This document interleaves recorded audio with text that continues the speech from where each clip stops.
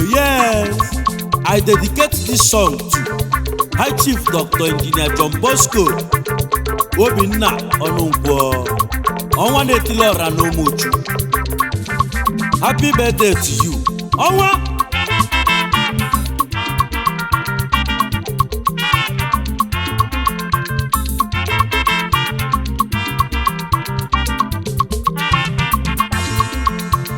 Kanyi kenebenu Chukwu Olisa na Chukwu kele ụwa n'onyela anyị ọnwa. Nuna mago n'ọnwa pụta ifade. Onye ọbụla ewele ọnwa wee fụba ụzọ. Ya bụ na ọnwa na-etili onye mma na onye njọ. Ọnwa Chukwu kele adị aka oke. Ya ka o ji wee bụrụ ọnwa na-etili ọra.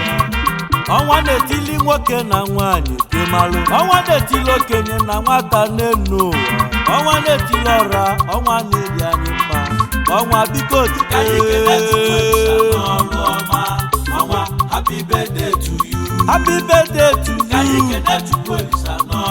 Babando n'ukulu. Happy birthday to you. Uchendo one of Nri Kingdom.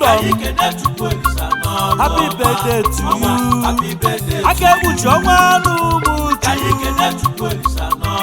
Dike Jejemba. Happy birthday. Dike Jejemba one of Iwaria. Happy birthday. Happy birthday to you. Onye Ogwebi. Ogwebi gburugburu. Ogwebi gburugburu na Talumuchu. Happy birthday to you. Happy birthday to you. Ọnwa nwachi na-emeli ife na Upe Kingdom na Mbọkpala. Happy birthday to you. Happy birthday to you. Happy birthday. Aha eji eje mba of Igbo land by Southeast traditional rulers. Happy birthday to you. Happy birthday to you. Happy birthday to you. Onye Adubanti by the great Daura Kingdom. Happy birthday to you. Happy birthday to you. Dike na-emere ọra mma. Izizi na Igbo. Happy birthday to you. By the CGEO, the political zones of Nigeria. Happy birthday to you. Eze waka waka. Arume mi kwere Kingdom. Happy birthday to you. Egweme nke ndị Ashika. Happy birthday to you. Happy birthday to you. Kenga na Nyagolo. Kenga nka n'ọcha. Happy birthday to you. Ọnwa the Primus. Ọnwa the Primus Interpali. Happy birthday to you. Happy birthday to you. Happy birthday to you.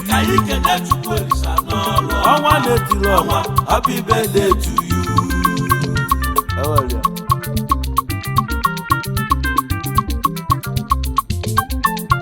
N'afọ nna na nwa na-amụ nsọ n'ọkwa na ekene ka anyị na-enye Chukwu Olisa. Chukwu mere anyị ebele na Chukwu nyere anyị nwoke si n'anya onye nzọpụta. A child is given and the son is born to the glorification of the Lord and the freedom of universe. Nne mụrụ High Chief Dr. Engineer John Bosco Obinna Onunkwo ka ọnwa dị n'October 31st 1975 mgbe Obinna na-eto n'ụwa n'ọbụ nwa na-atụ egwu Chukwu Olisa.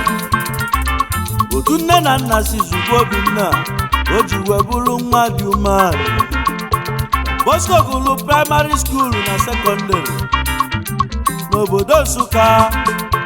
Ruo na 1991 o welu first school living certificate ya na St. Teresa College nke dị n'obodo Nsụka. Ebe afụkọ nọ wee gụọ akwụkwọ emesịa nweta admission na Nnamdi Azikiwe University nke dị n'Ọka na Anambra State. Ebe afụkọ jeli mahadum wee gụsịa mahadum wee bụrụ injinia ịmalụ. Obinna si na injinia bụrụ dọkịta na tata n'ife ọ bụ n'ọkalịla akarị. una fugo n'aka Chukwu dị ya ọba inogolibe o na tata bụ ụbọchị gị Olisadoo onye nwe egwu na mụ na-ebecha ọrụ abịala ije kedu ife anyị ga-asị ọnwa happy birthday to you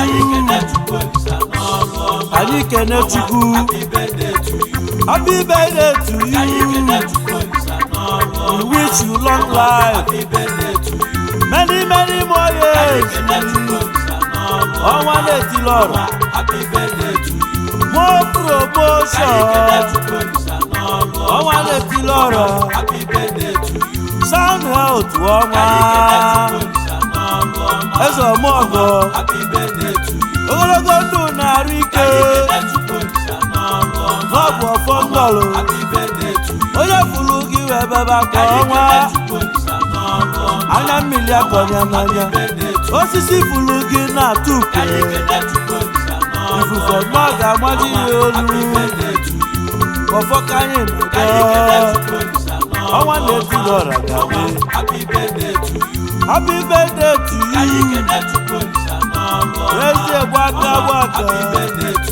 happy birthday to you ọzọ Igbo ndụ happy birthday to you dike jeje mba happy birthday to you Bosco Onunkwo long life and prosperity nwanne dị na mba worldwide Olisadoo ekene